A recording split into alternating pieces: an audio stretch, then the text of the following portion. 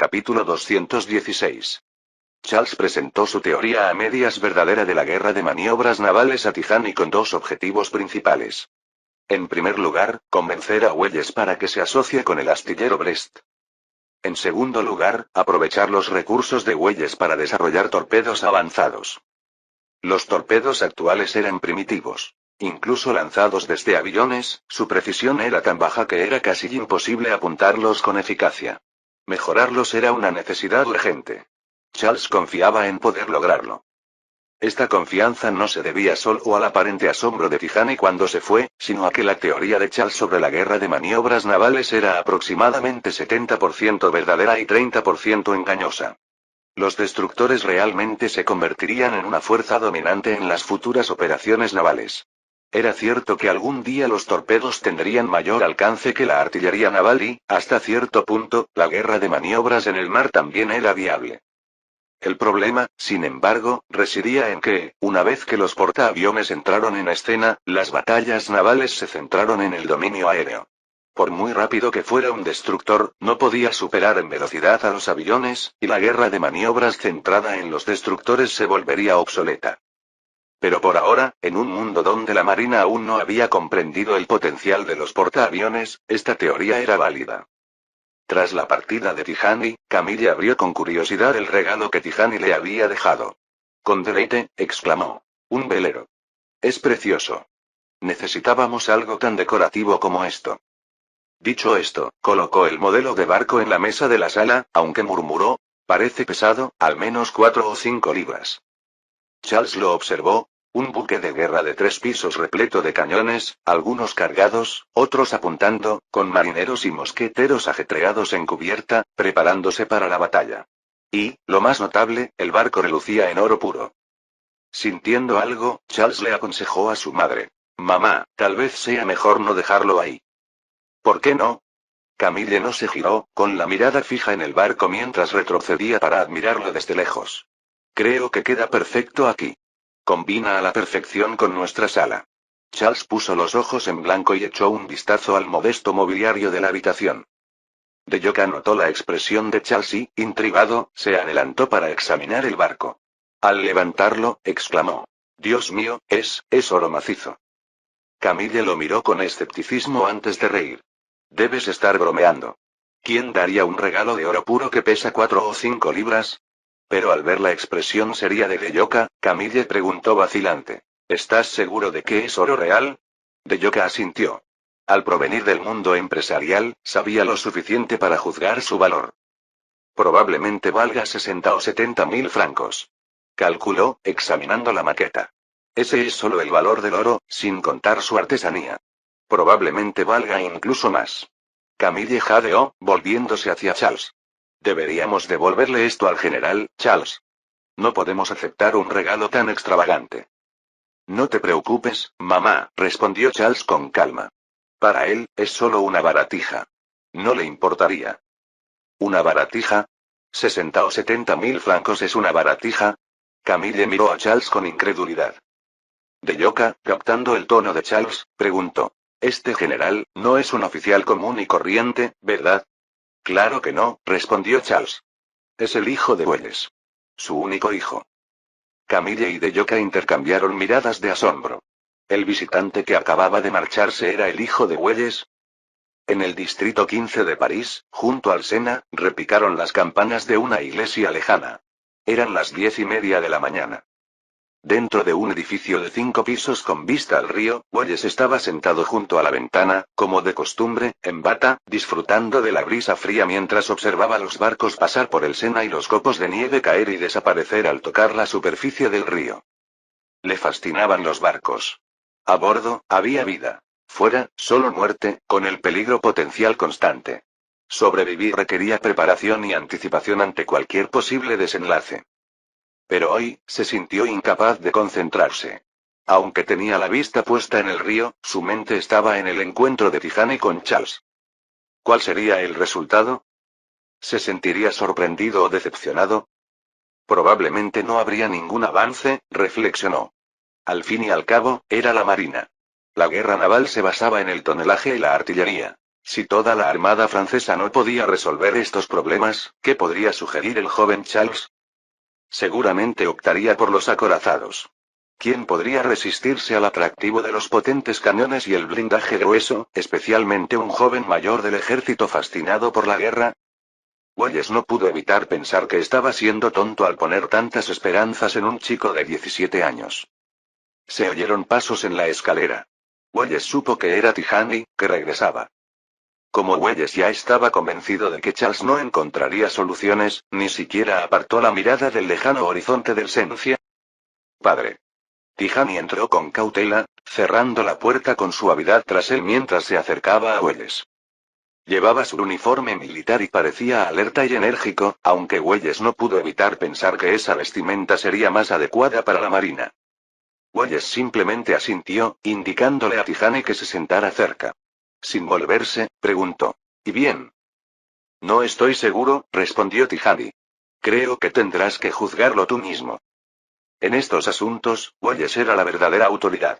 Tijani sabía que había renunciado a su puesto en la marina y, por lo tanto, carecía de la cualificación necesaria. Welles se levantó y se sirvió una copa de vino del mueble bar. Se sirvió solo un vaso, sin intención de compartirlo con Tijani. Sentía que su relación aún no había mejorado a ese punto. ¿Qué decidió?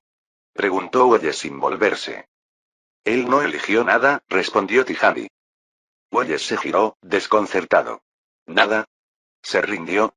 No, padre, respondió Tijani. Él eligió el destructor torpedero, al que llamó la tercera facción.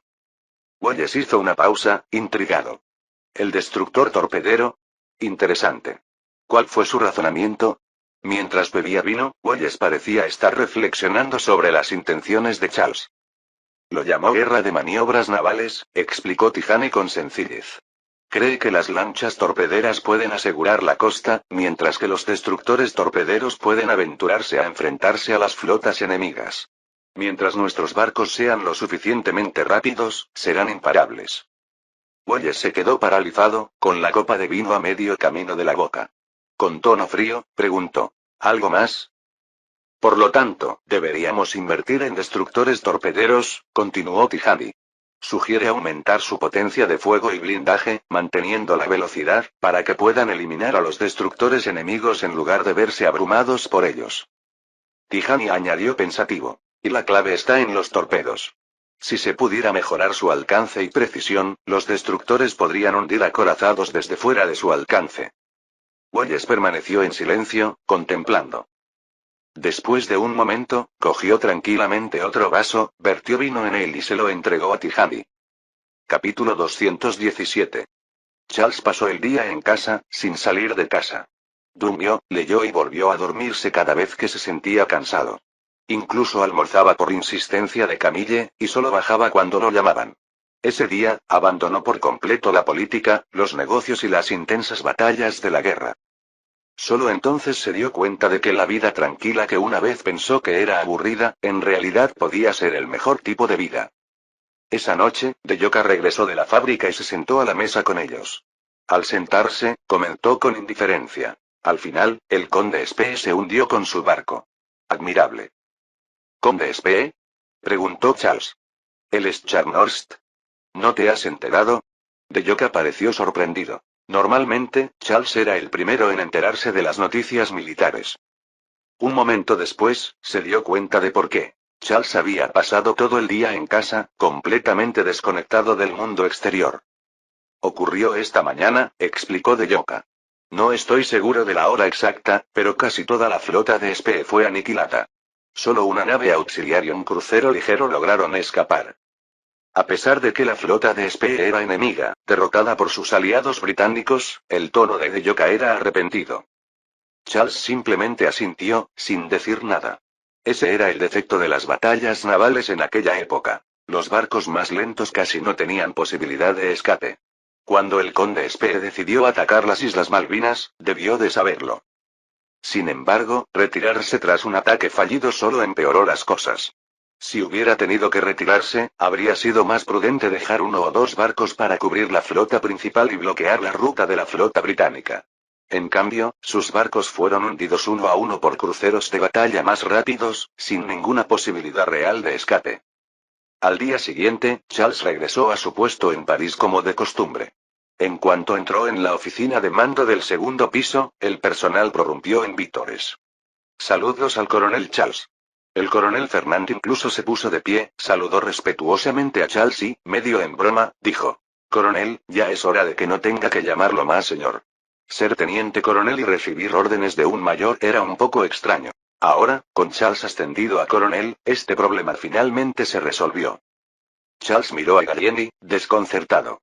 Podía entender que lo ascendieran de subteniente a mayor, ya que aún era un oficial subalterno. Pero un ascenso directo de mayor a coronel era inaudito. Después de todo, Petain no se convirtió en coronel hasta los 58 años. Charles solo tenía 17. Gallieni pareció comprender lo que Charles pensaba. Le entregó los papeles de ascenso con una sonrisa significativa. Esto es bien merecido, coronel.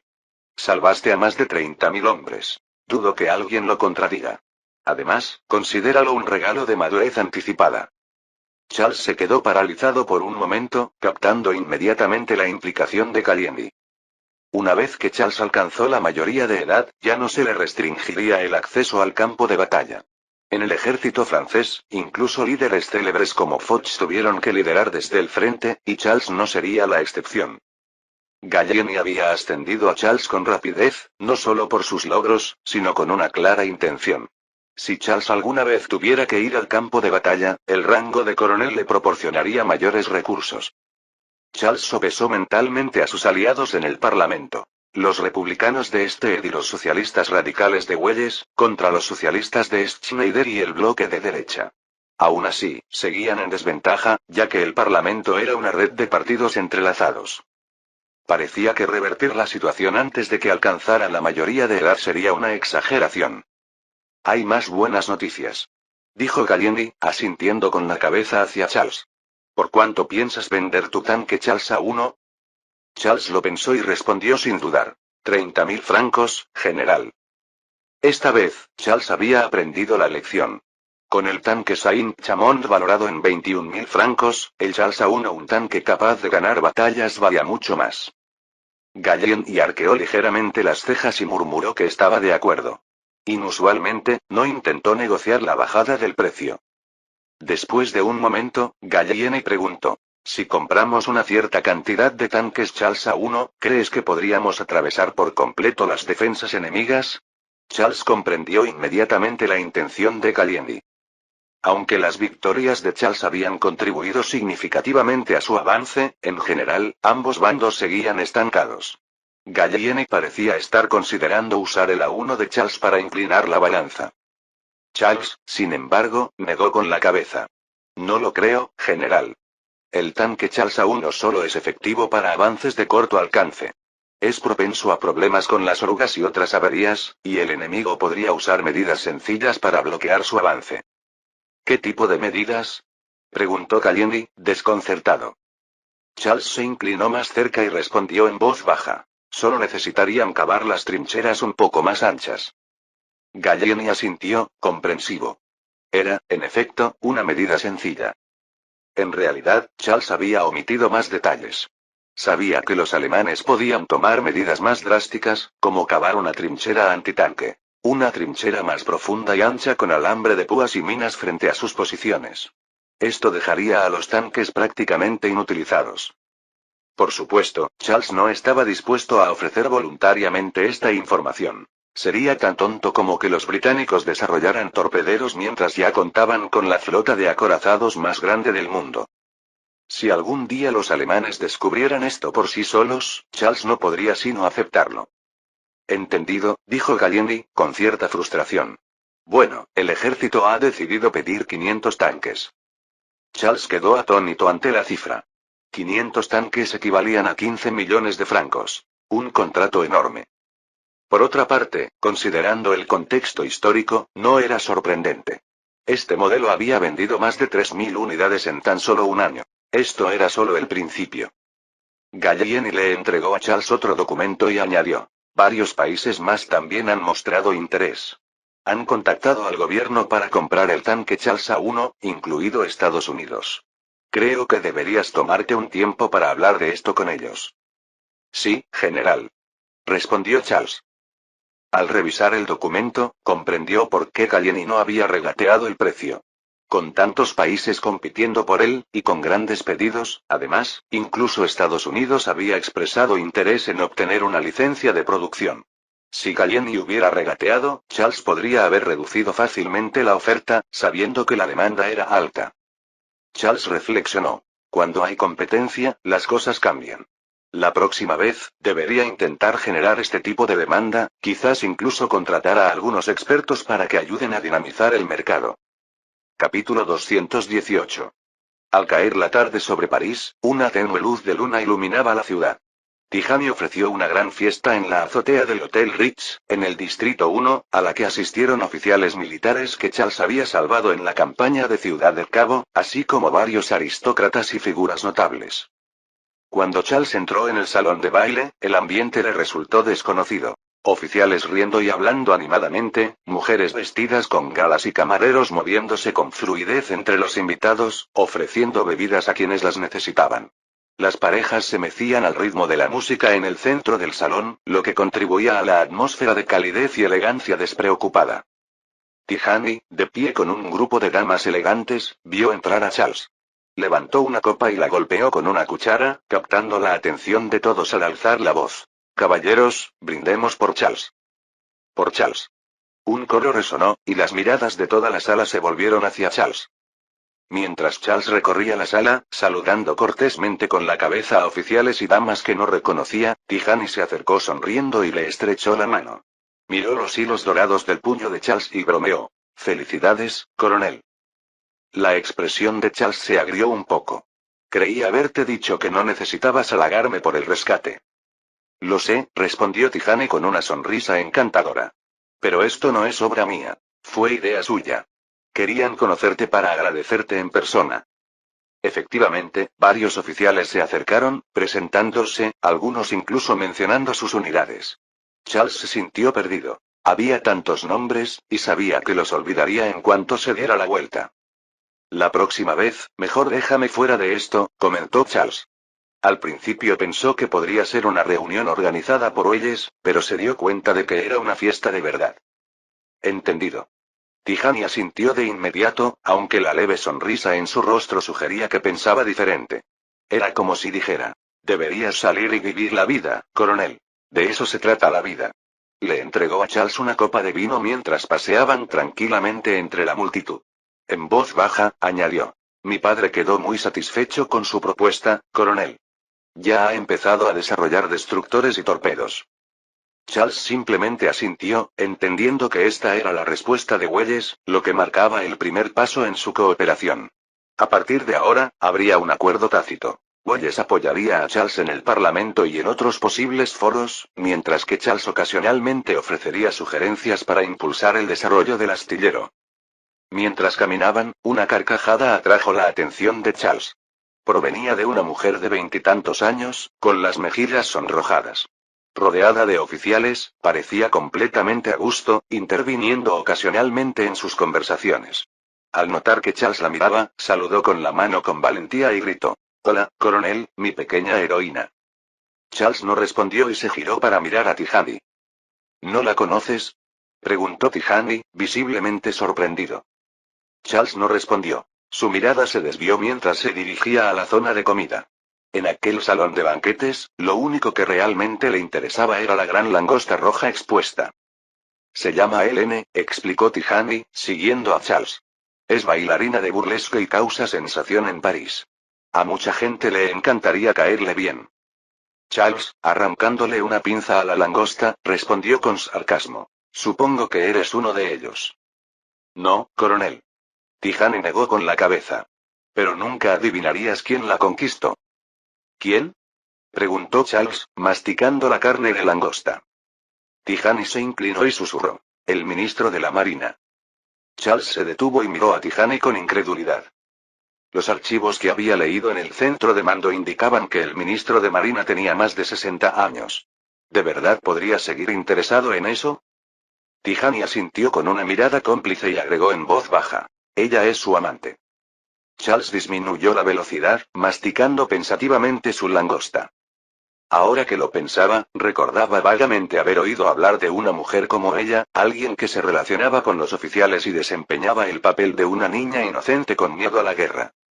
En su presencia, los oficiales a menudo se volvían protectores, deseosos de tranquilizarla. No os preocupéis, tenemos 5 divisiones estacionadas allí. Sí, y 2 regimientos de artillería. Se encargarán de todo lo que se les presente. Saldrán victoriosos. Una nueva ofensiva está a la vuelta de la esquina. El propio ministro de Marina le había confiado numerosos secretos, y se estimaba que, por su culpa, Francia había perdido hasta 3 divisiones. Entre 40 y 50.000 hombres. Incluso el comandante del ejército británico, Lord Kitchener, había sido víctima de una emboscada submarina alemana debido a una fuga de agua que la involucraba. Al mirar atrás a Helene, que ahora estaba charlando alegremente con los oficiales sin ninguna preocupación en el mundo, Charles se sorprendió por cómo esta escena encapsulaba el sistema de inteligencia de Francia. En la Tercera República, se aplicaban estrictamente los controles y contrapesos para evitar que cualquier departamento asumiera demasiado poder. Desafortunadamente, esto también implicaba que los secretos militares a menudo carecían de la protección adecuada. El centro de mando de Gallieni, por ejemplo, era técnicamente la segunda oficina militar más importante de Francia, pero estaba plagado de espías de los industriales. Si estos capitalistas podían obtener fácilmente información del centro de mando, los agentes enemigos podían obtenerla de los capitalistas, reduciendo los secretos militares a una mera ilusión. Por eso Gallieni insistió en discutir asuntos serios con Charles en la privacidad del área de descanso. Tijani notó la expresión oscurecida de Charles y preguntó: ¿Pasa algo malo? No, nada. Charles volvió a centrarse en su langosta. Charles regresó al centro de mando poco después de las 10 de la noche. La luz de la oficina de Gallieni seguía encendida, lo cual era inusual. Normalmente ya estaba dormido. Mientras subía las escaleras, oyó a Gallieni hablando con alguien. Estaba a punto de acercarse cuando Gallieni, al oír sus pasos, gritó: «Debe ser él». Antes de que Charles pudiera responder, una figura familiar apareció corriendo en la luz y, al verlo, lo abrazó con entusiasmo. «¿Cuánto tiempo, amigo?». Charles miró más de cerca y vio que era Alberto I. «Majestad», exclamó Charles. «¿Qué le trae por aquí?». Alberto I le dio una cálida palmadita a Charles en el hombro. «Tenía algunos asuntos que atender en París y pensé en aprovechar la oportunidad para visitarte. ¿Cómo has estado?». «Muy bien, Majestad», respondió Charles. «¿Qué pregunta tan tonta?». Rió Alberto I. «Leo sobre tus hazañas en los periódicos casi a diario. No es ningún secreto». Gallieni, que los había seguido, intervino. «Coronel, hay algunas cosas que debemos discutir». Charles sintió un escalofrío. Algo en esa situación parecía extraño. Capítulo 219. En la habitación en penumbra, la lámpara proyectaba 3 sombras tenues sobre el escritorio. Gallieni pareció hacer una mueca de incomodidad, llevándose instintivamente una mano a su antigua lesión abdominal antes de recuperar la compostura rápidamente. Charles se dio cuenta y preparó discretamente una taza de café, ofreciéndosela. «Gracias, coronel», dijo Gallieni, ligeramente sorprendido, al aceptar la copa. Un toque de calidez y orgullo suavizó su expresión. Alberto I miró expectante a Charles. «¿Seguro que has oído que el Imperio Otomano se ha unido a las potencias centrales?». «Sí, por supuesto», respondió Charles asintiendo. La noticia había llegado el mes pasado, poco después del final de la campaña del Marne. Los otomanos habían encargado 2 acorazados a Gran Bretaña, pero los británicos se apoderaron de los barcos y se unieron al esfuerzo bélico, sin reembolso. Esto permitió a Alemania alimentar el resentimiento de los otomanos, lo que los llevó a alinearse con las potencias centrales. «Arrogancia británica», murmuró Gallieni, visiblemente desdeñoso. Alberto, como monarca de una pequeña nación, evitó juzgar a Gran Bretaña. En cambio, extendió un mapa sobre la mesa y señaló, diciendo: «Con los otomanos uniéndose al enemigo, surge una nueva línea de pensamiento. Si no podemos abrirnos paso en el frente occidental, quizá deberíamos abrir un nuevo frente desembarcando fuerzas en el flanco enemigo, o incluso tras sus líneas». Charles miró a Gallieni. Hacía poco, Gallieni le había preguntado si los tanques Charles A1 de Charles podían penetrar directamente las defensas enemigas. Cuando Charles negó esta posibilidad, Gallieni inclinó su apoyo a la maniobra de flanqueo propuesta por Gran Bretaña. Gallieni permaneció en silencio, limitándose a beber un sorbo de café, en una muestra implícita de acuerdo. Hay varias ideas para una operación de flanqueo, continuó Alberto I, sin percatarse del intercambio. Algunas sugieren desembarcar al norte, cerca del Báltico, mientras que otras proponen una aproximación al sur por el Mediterráneo. El debate ha sido intenso. Pero esto parece un asunto de la Marina, no del Ejército, comentó Charles, un poco confundido. Los labios de Gallieni se curvaron en una leve sonrisa. Puede que a mí no me importe, pero a ti sí. Alberto I asintió, mirando con seriedad a Charles. Muchos quieren saber tu opinión. ¿Mi opinión? Preguntó Charles, desconcertado. ¿Por qué importaba tanto la perspectiva de un coronel del ejército? Gallieni, al notar el desconcierto de Charles, lo miró divertido. Parece que aún no comprende el alcance de su influencia, coronel. Al ver la expresión vacía de Charles, Gallieni meneó la cabeza con una sonrisa. ¿Crees que, después de inventar tanto y ganar tantas veces, la gente todavía te ve como un oficial común y corriente? En Francia, quizás. Pero eso se debe únicamente a que Francia está controlada por capitalistas, quienes a su vez controlan el Parlamento. Sin embargo, fuera de Francia, los estrategas de todos los países, incluidos Gran Bretaña y Rusia, esperan contar con su apoyo para tomar decisiones estratégicas. Alberto I asintió. Puede que no lo digan, coronel, pero en el fondo, consideran su opinión la norma de oro. Al oír esto, Charles se sintió exasperado.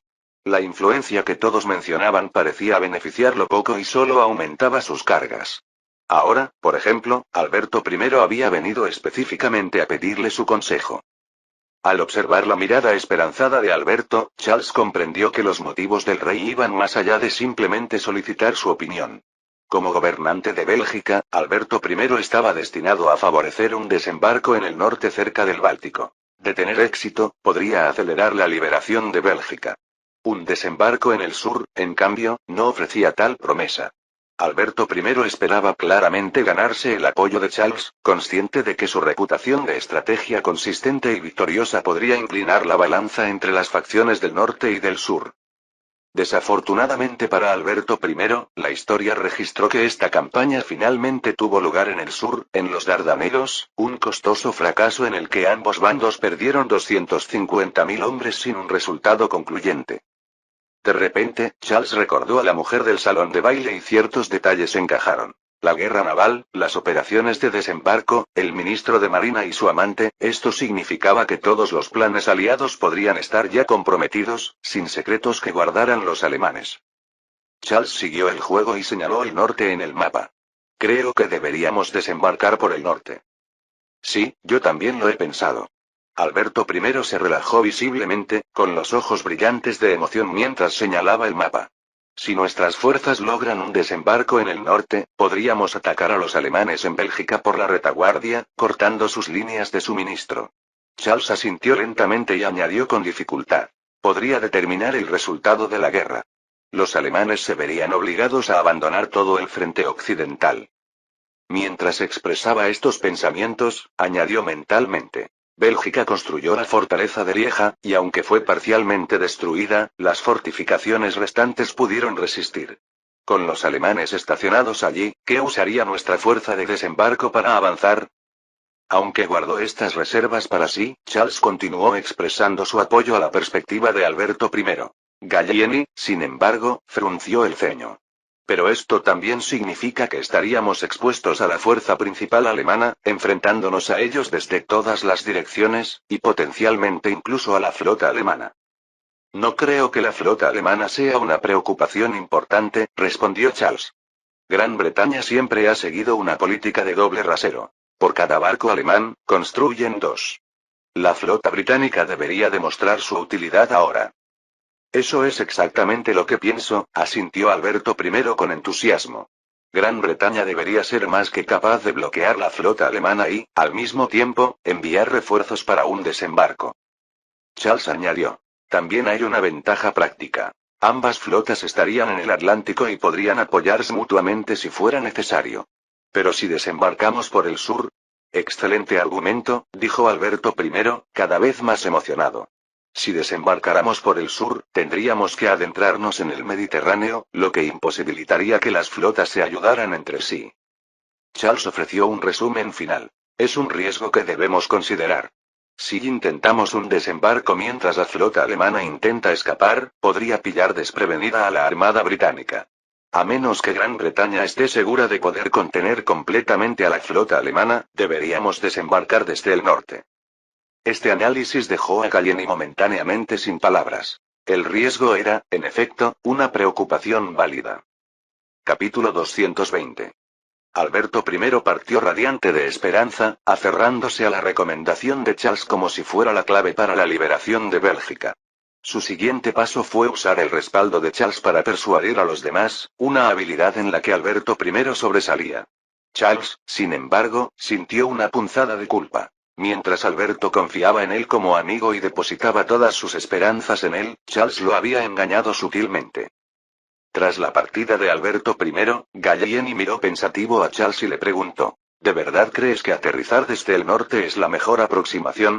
Gallieni conocía a Charles lo suficientemente bien como para interpretar sus expresiones. Charles podía tener un don para la estrategia militar y el diseño de equipo, pero carecía de talento para el engaño. En lugar de responder, Charles respondió con su propia pregunta. General, ¿de qué lado está usted? Gallieni negó levemente con la cabeza. Muchos se centran en terminar esta guerra lo antes posible, pero tengo el presentimiento de que las cosas no irán tan fácilmente como esperan. Usted mismo dijo que esta guerra no terminará pronto, y la situación parece confirmar esa predicción. Charles asintió en señal de acuerdo. Esa era realmente la realidad. Gallieni lo observó con cierta sorpresa. ¿Entonces crees que aterrizar desde cualquier dirección estaría mal? Tenía que elegir una, respondió Charles. Si no, seguirían discutiendo, y al final, se quedarían con la respuesta que les pareciera correcta y seguirían adelante. Gallieni asintió. Negarse a elegir solo favorecería a ambas opciones por igual, y el equilibrio se mantendría inalterado. Entonces, ¿elegiste el norte? Se aventuró Gallieni. El desembarco en el norte fue sin duda la opción más arriesgada. Cualquier fuerza que desembarcara allí se enfrentaría a todo el poder de las fuerzas alemanas, probablemente incluidas sus tropas más elitistas. Charles no respondió a esto y en su lugar sugirió: debería descansar un poco, general. Dicho esto, Charles se levantó, saludó a Gallieni y se marchó. Al ver a Charles cerrar la puerta con cuidado, Gallieni sintió una punzada de sospecha. Charles podría haber respondido simplemente sí, pero no lo hizo, y la duda persistió. Tras un momento, Gallieni comprendió la verdad. Charles probablemente había recomendado la ruta del sur, engañando a Alberto I en el proceso. Su silencio, comprendió Gallieni, era su forma de no tener que mentir directamente a su superior. Una leve sonrisa se dibujó en los labios de Gallieni mientras murmuraba: ese joven, realmente no debería ser tan tímido. En asuntos militares, el sentimentalismo no tenía cabida. Si Charles I le tendía una trampa al enemigo, debía proceder sin vacilar, incluso si eso significaba engañar a Gallieni. Y, sin embargo, en cierto modo, Gallieni admiraba su decisión de manejarlo de esta manera. Sin embargo, sus pensamientos se desviaron hacia una realidad inquietante. El comandante supremo Joffre y su segundo, Foch, pertenecían a la tercera facción, que veía con desdén las conversaciones británicas sobre nuevos frentes en alta mar. Creían firmemente que la victoria estaba al alcance en el frente occidental, insistiendo en que llegaría pronto con una ofensiva más decidida y amplia de las fuerzas francesas. Esta fue también la razón por la que el ejército planeó comprar 500 tanques Charles A1. Esperaban que, con ellos, la victoria estuviera asegurada. Pero Gallieni sabía que debía hacer todo lo posible para impedir que Joffre enviara soldados innecesariamente al matadero. A la mañana siguiente, Charles levantó las cortinas para echar un vistazo al exterior. La nevada se había intensificado durante la noche, con una capa tan gruesa que ya no se derretía tan rápido como antes. Disfrutaba de este clima, al menos comparado con la humedad de la nieve derretida. Pero los soldados que lo soportaban en el frente probablemente pensaban diferente. Mientras lavaba los platos, Charles notó un pequeño grano en la cara, probablemente por haber comido demasiado tartas de manzana. Se vistió, miró el reloj de pared, que marcaba las 7:40, y salió. El teniente coronel Fernand ya estaba de servicio. Con el ascenso de Charles a coronel, la gestión de los informes de inteligencia había vuelto a Fernand. La función de Charles ahora era simplemente revisar y priorizar la información más importante para Calienti. Nada destacable, coronel, dijo Fernand, entregándole a Charles un fajo de informes. El frente de Ciudad del Cabo resiste, y parece que los alemanes han empezado a copiar nuestras granadas, e incluso nuestros morteros. Charles asintió. No le sorprendió. Una vez que un equipo demostraba su eficacia en el campo de batalla, el enemigo solía imitarlo. Piratas, pensó para sí, aunque guardó para sí su irritación por la falta de regalías. Charles examinó los informes, dejando de lado los más urgentes, y revisó rápidamente los restantes. De repente, un informe le llamó la atención. Se confirmó la desaparición de 2 aviones de reconocimiento cerca de la región del Somme. Al principio, parecía un informe rutinario, aviones de reconocimiento desaparecían cada pocos días, pero Charles insistió en ello. En ese momento apareció Calienti, ya uniformado, y Charles se acercó con el informe. General, 2 aviones de reconocimiento han desaparecido cerca del Somme. Calienti arqueó una ceja. ¿Y esto tiene algo de especial? Antes de que Calienti terminara su pregunta, pareció comprender a dónde quería llegar Charles. Hizo una pausa, se giró, tomó el informe y preguntó: ¿Estás diciendo que el enemigo está detrás de esto? Charles asintió. 2 aviones, desaparecidos en la misma zona, ambos con cuidado de volar por separado, pero desapareciendo en un breve lapso de tiempo. Sospecho que los alemanes están probando algo, o quizás entrenando. El rostro de Calienti se puso serio. Parece probable que los alemanes hayan descubierto los secretos del sincronizador de ametralladoras. Probablemente no sean tan insensatos como para enfrentarse de inmediato al primer escuadrón aéreo francés. Nuestros pilotos tienen experiencia, después de todo, aunque no sea principalmente en combate aire-aire, aún tienen ventaja. Los alemanes necesitarían tiempo para entrenarse, derribando silenciosamente los aviones de reconocimiento, adaptándose al ritmo de uso de ametralladoras sincronizadas, y solo entonces desafiarían al primer escuadrón aéreo francés por la superioridad aérea. Calienti regresó a su escritorio con movimientos pausados. Finalmente, se sentó con expresión seria. Al menos podemos estar seguros de una cosa. Los alemanes ya conocen el sistema de disparo sincronizado. ¿Cuál es su plan? Charles pensó un momento antes de responder. Estandaricen los modelos de aviones y equípenlos con ametralladoras. Todo piloto debería recibir formación de piloto de combate. Calienti asintió. Ahora que el secreto había salido a la luz, no tenía sentido intentar ocultarlo. Los aviones equipados con ametralladoras debían desplegarse ampliamente, con más pilotos incorporándose a las filas. Pero los pensamientos de Charles se centraban en otra idea. Era hora de desarrollar bombarderos. Fin del capítulo 220.